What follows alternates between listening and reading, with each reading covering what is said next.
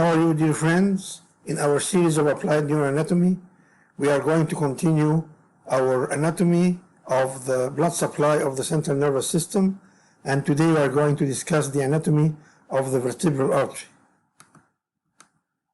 Vertebral artery arises from the posterior aspect of the first part of the subclavian artery, as we'll see now, and it passes deep upwards to reach the foramen transversarium of C6, up to the foramen transversarium of C1, then above the posterior arch of the atlas, in the suboccipital triangle. It then pierces the dura, entering the foramen magnum, passing intracranially. Vertebral artery supplies the upper part of the spinal cord, the brain stem, the cerebellum, and the posterior brain. This is a view showing the left subclavian artery, and the first part of the subclavian artery arising from the arch of the aorta gives rise to the vertebral artery. The right subclavian artery arises from the innominate artery on the right side, which divides into the common carotid and the subclavian.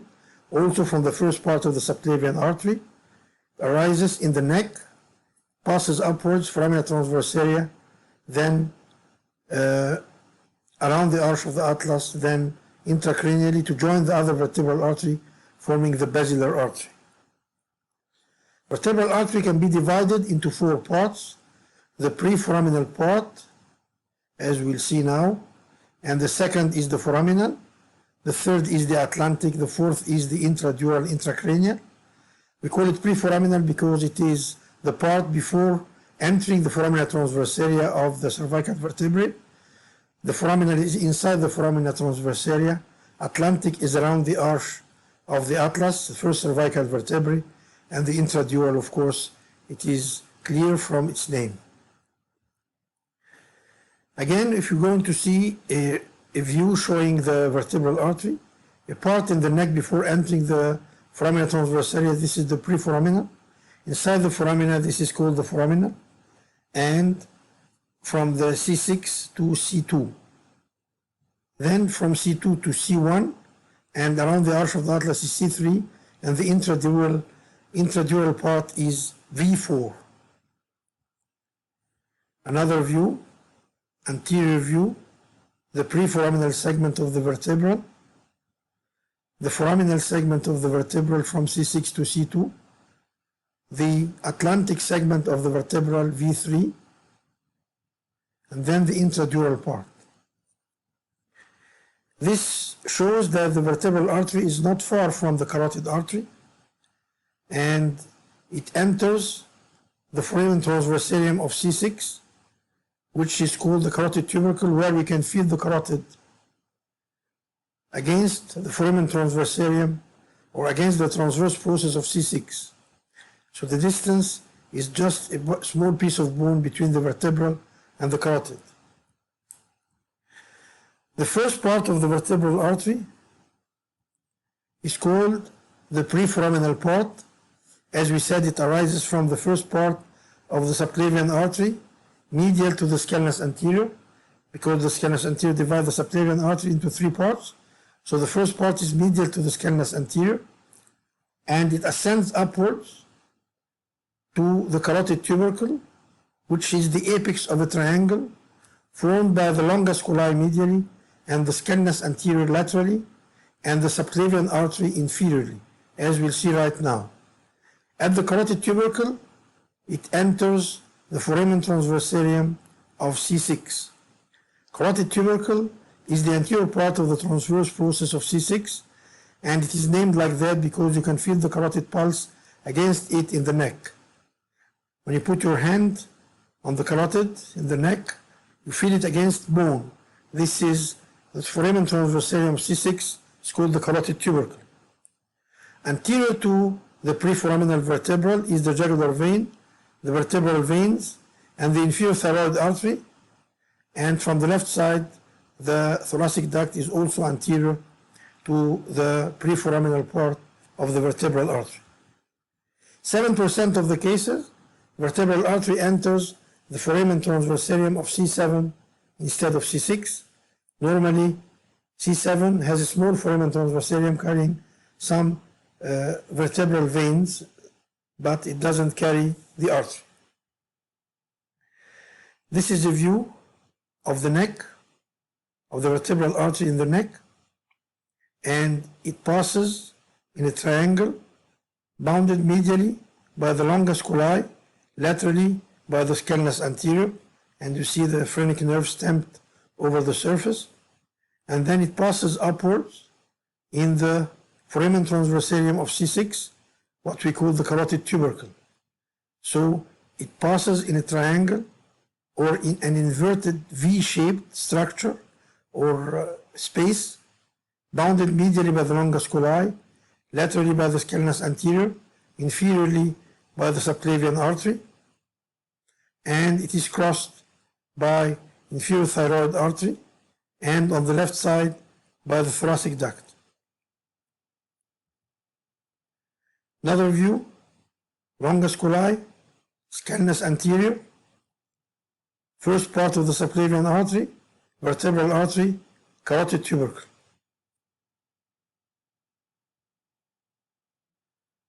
Another view, triangle, longus, scalenus, first part of the subclavian, vertebral, inferior thyroid artery, the left side of the thoracic duct also.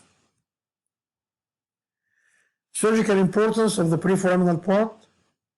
It could be the site of vertebral artery stenosis at its exit from the subclavian artery, and it is managed in these cases medically by antiplatelets and anticoagulants or by intervention, neurointervention. Cases of proximal subclavian stenosis may lead to vertebrobasilar steal phenomenon on moving the arm. So this is the case where you find the exit of the vertebral from the subclavian. There is narrowing here, and here after balloon dilatation and stenting of this narrowing. This is another case, second situation, you find severe stenosis of the subclavian artery from its origin before giving the vertebral artery. So narrow subclavian, and it gives the vertebral artery, and then it continues as the axillary artery, the brachial artery,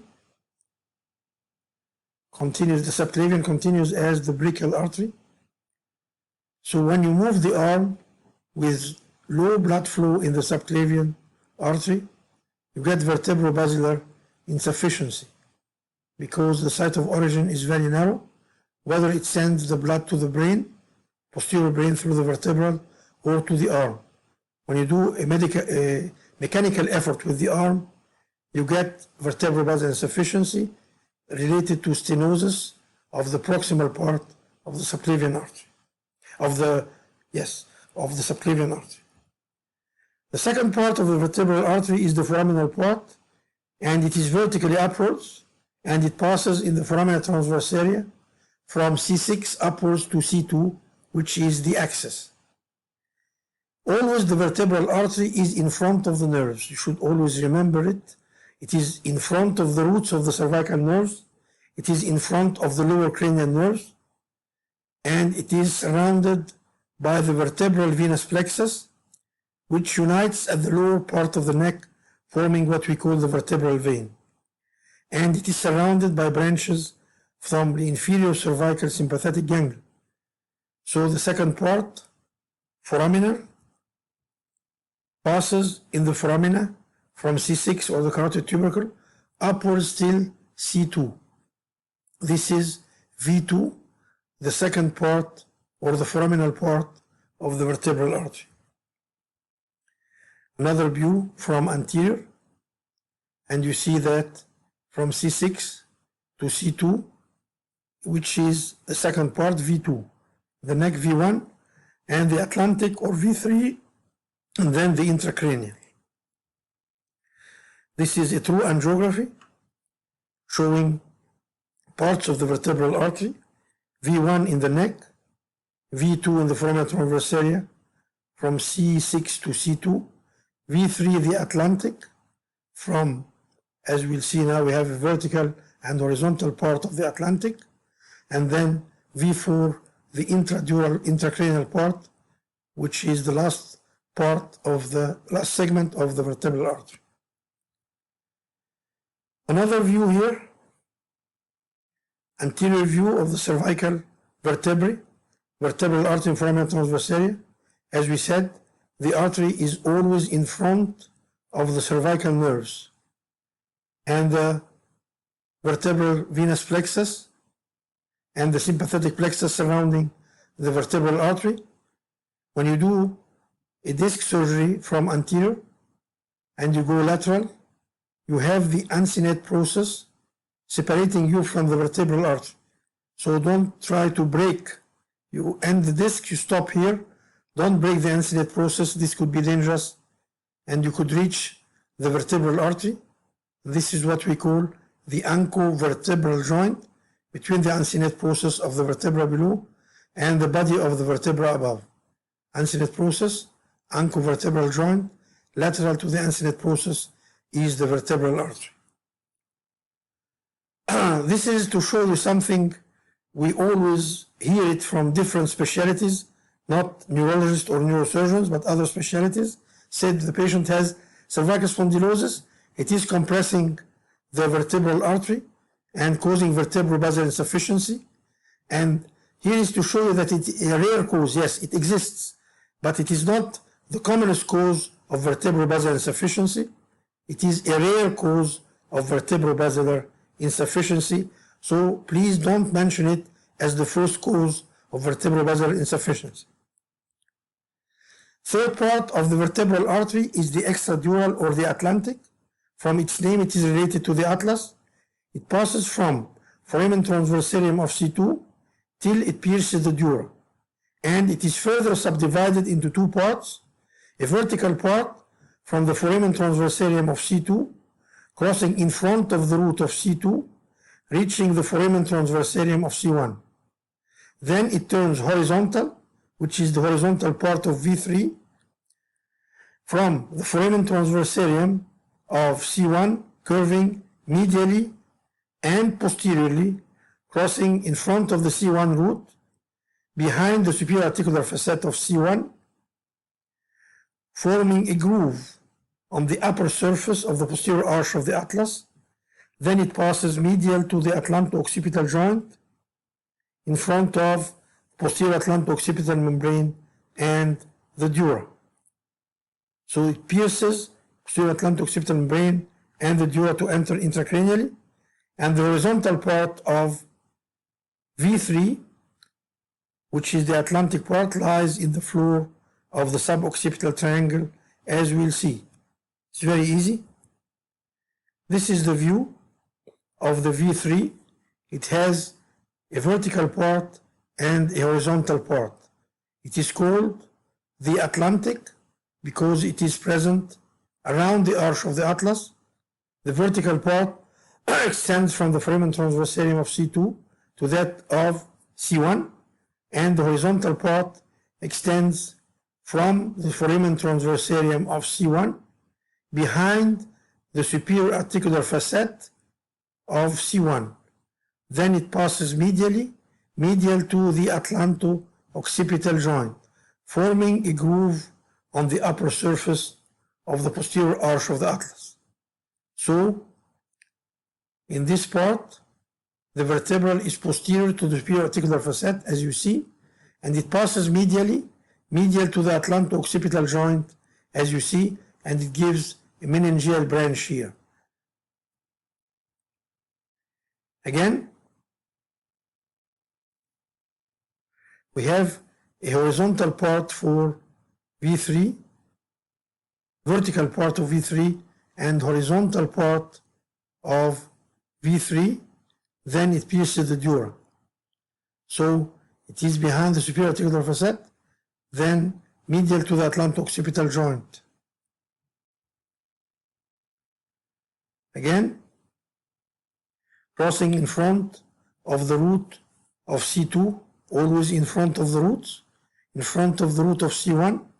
This is the horizontal segment of V3 or vertical segment of V3, and this is the horizontal segment of V3 behind the superior articular facet and then medial to the atlanto-occipital joint. Suboccipital triangle, sometimes they ask you to tell them the anatomy. It's very easy. It is a deep triangle in the posterior part of the neck. Actually, it is, if you look from posterior, it is the third layer in depth from the muscles, layers of the muscles of the spine. The first muscle superficially, you go to the upper cervical region, you get the trapezius muscle. You remove the trapezius, you find another layer which is the semispinalis capitis, forming the roof of the triangle.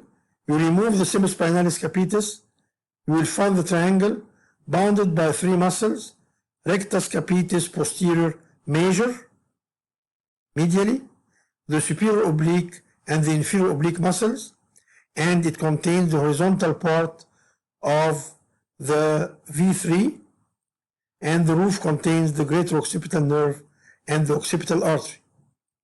So, this is a schematic view showing the suboccipital triangle in the neck and showing the vertebral artery inside the triangle.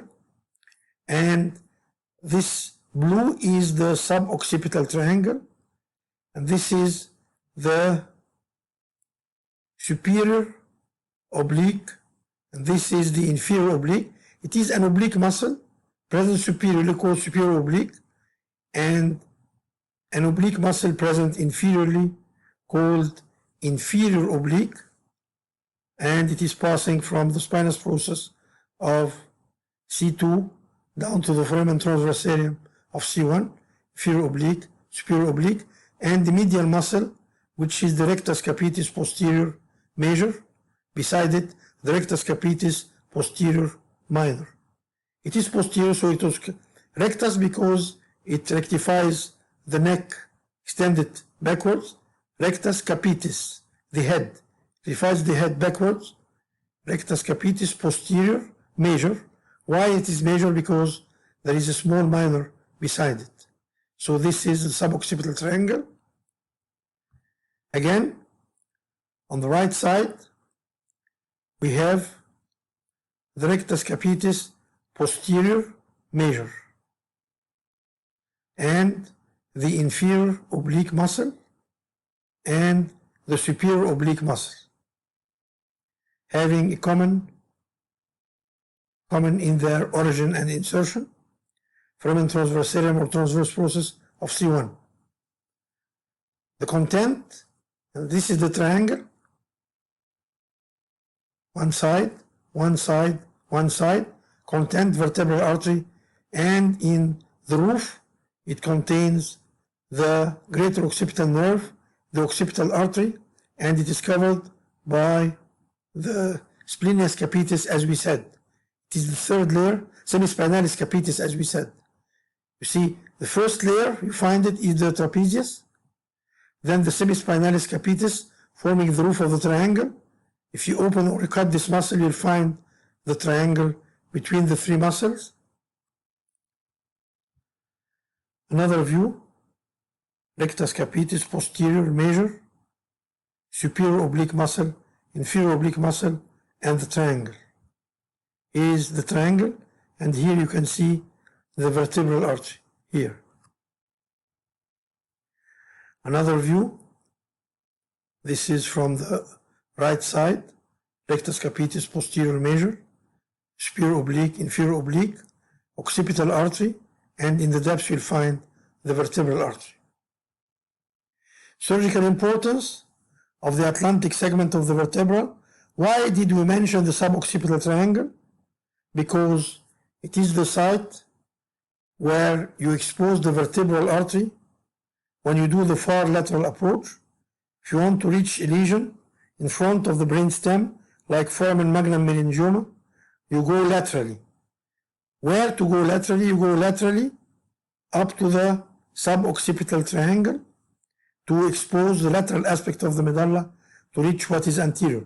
We'll do it in detail with the approaches. This is the incision, and you remove this part and you expose the vertebral artery in the suboccipital triangle. You open the dura, you remove a part of the occipital condyle, and you are on the lateral aspect of the medulla. Here is the incision, if you want to incise here, and here is the vertebral behind superior articular facet, and here between medial to the atlanto-occipital joint. The fourth part of the vertebral artery, the V4, is intracranial. So it pierces the dura, and this is a very important relation, in front of the first denticulate ligament and in front of the spinal accessory nerve. Remember when I told you that the vertebral artery is always in front of the nerves, and it passes upwards and medially through the foramen magnum.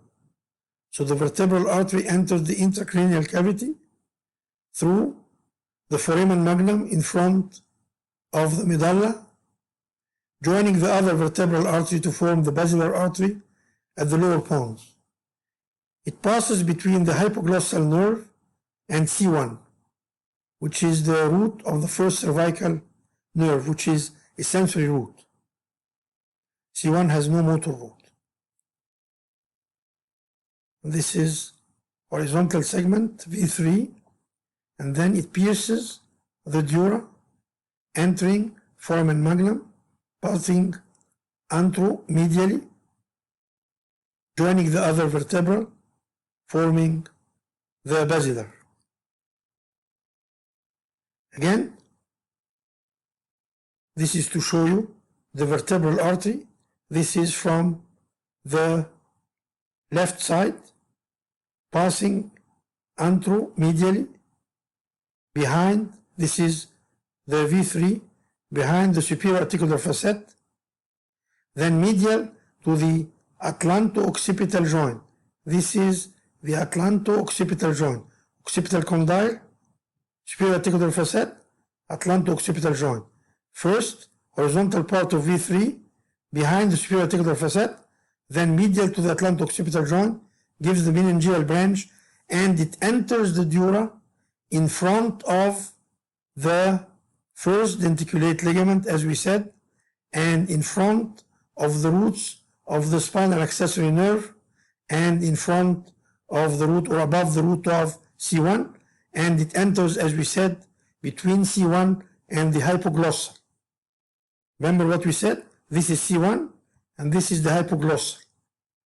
When it pierces the dura, passes in the medial part or the lateral part of the foramen magnum, in front of the first denticulate ligament, in front of the spinal accessory nerve, and it passes anteromedially, even in front of the hypoglossal nerve, to reach the anterior part, reaching the clivus, to join the other vertebral in front of the medulla, forming the basilar artery.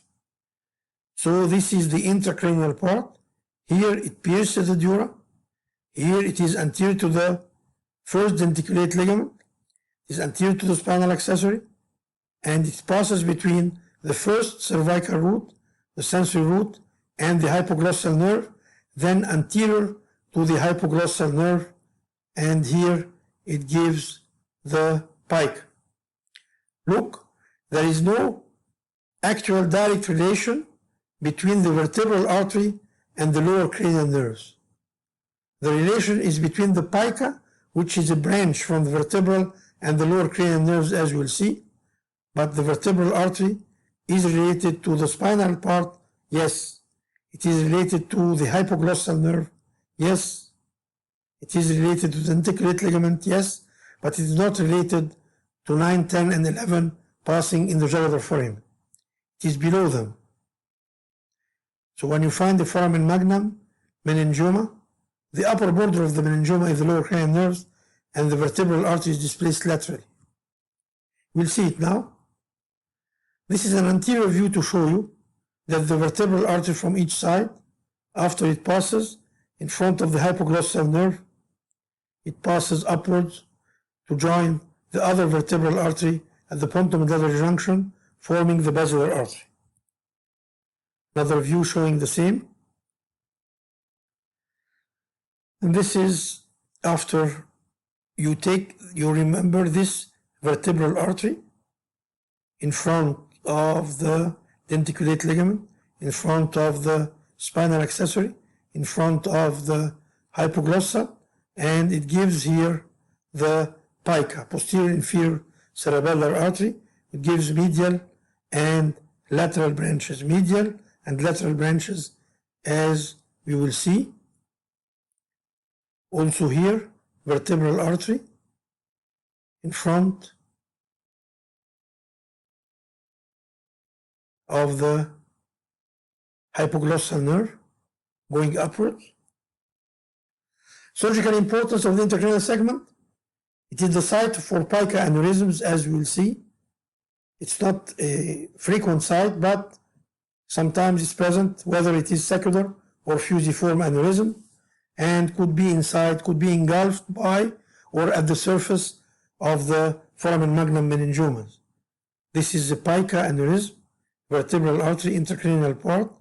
This is the PICA origin having an aneurysm. This is the foramen magnum meningioma in front of the medulla, and the vertebral artery is present on the lateral aspect of the tumor. Sometimes it is inside the tumor, and we need to go laterally, what we call the far lateral approach, from here to reach anterior to the brain stem, which is displaced backwards. You cannot go posteriorly because you have the brain stem between the tumor and the surgeon, but you go laterally, you get the tumor in front of the brain stem. This is the idea of the far lateral approach. Branches of the vertebral artery. The vertebral artery has many important branches. Some of them are small, but some are big. Most of them are important. Anterior spinal artery, the main supply of the spinal cord, arises intradural segment with two small branches uniting together, forming one anterior spinal artery. So we have one anterior spinal artery joined by branches from the two vertebral arteries, passing downward through the foramen magnum, supplying the anterior part of the cervical cord. And also the vertebral artery gives two posterior spinal arteries, each arising from the intradural vertebral and passing through the foramen magnum, supplying the posterior part of the cord. Sometimes the posterior spinal arteries can arise from the PICA, but classically they arise from the vertebra. Other branches, medullary arteries, as it passes lateral to the medulla, gives branches to the medulla. Meningeal branches, as it pierces the dura, gives a branch to the dura of the foramen magnum. And the most important and the biggest branch is the PICA. And then the vertebral arteries join together, forming the basilar artery. So these are the branches of the vertebral artery. So this is the right and left vertebral arteries. They unite together, forming one artery, the anterior spinal artery. They give two posterior spinal arteries. They give the PICA, and they give meningeal branches. Here you can see the branch of the anterior spinal, another branch joining together, forming the anterior spinal artery from the vertebra.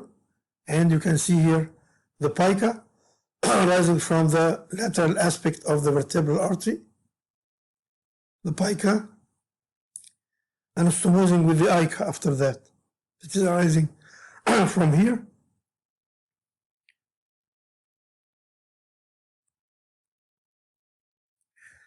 This is another view. It is very clear here. We have the vertebral, two tributaries, anterior spinal artery, posterior spinal arteries, and the PICA, and also some medullary branches.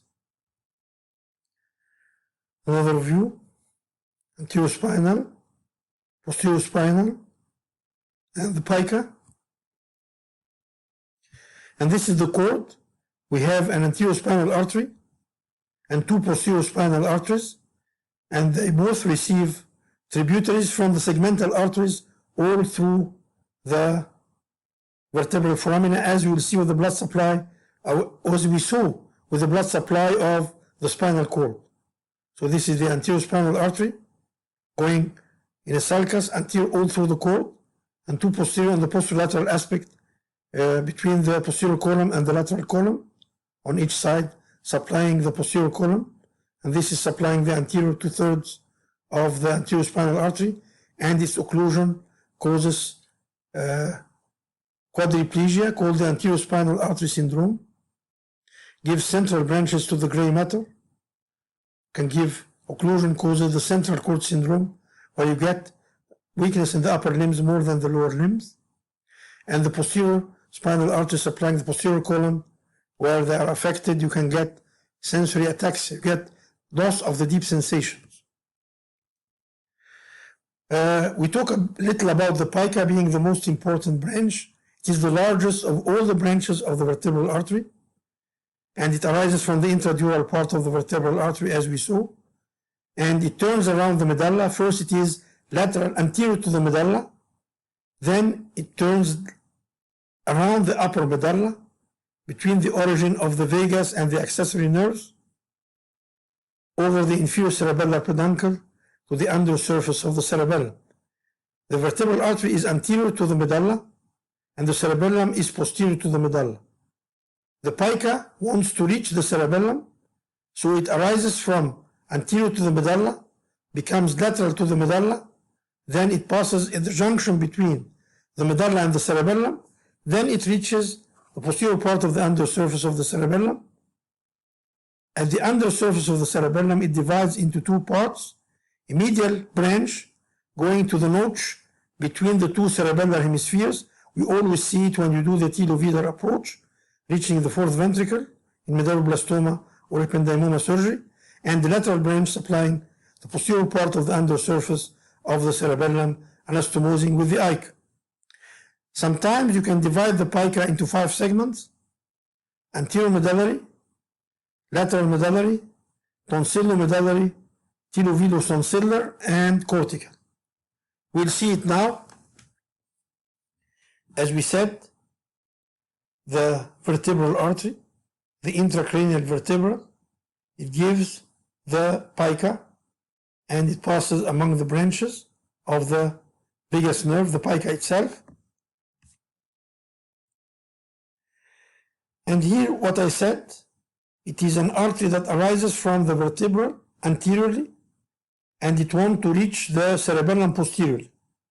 So when it arises from the vertebra, there is a part in front anterior to the medulla called anterior medullary segment, part lateral to the medulla called lateral medullary segment, part in the groove between the medulla and the cerebellum, between the medulla and the tonsil of the cerebellum called tonsillomedullary segment, and then a part posterior, another loop called between the tonsil and the telovelar approach, the inferior medullary vela, and you reach it here when you are working to do the telovelar approach, and then the cortical segment supplying the posterior part of the inferior surface of the cerebellum.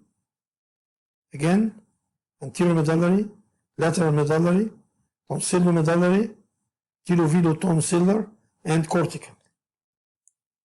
And here is a true view. This is a posterior view, and we elevated the cerebellum upwards. This is the left side, and we removed the flocculus.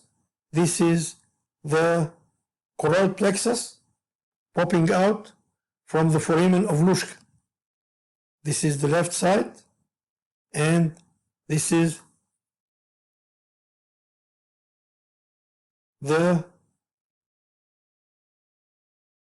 vertebral artery, and giving the PICA.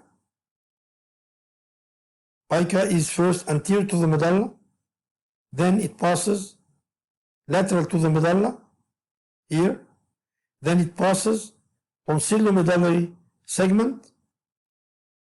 Then it passes medially tilovelotonsillar segment. So if you do the tilovelar approach, you elevate the cerebellum upwards, you will find the tilovelotonsillar segment before going to form the cortical segment.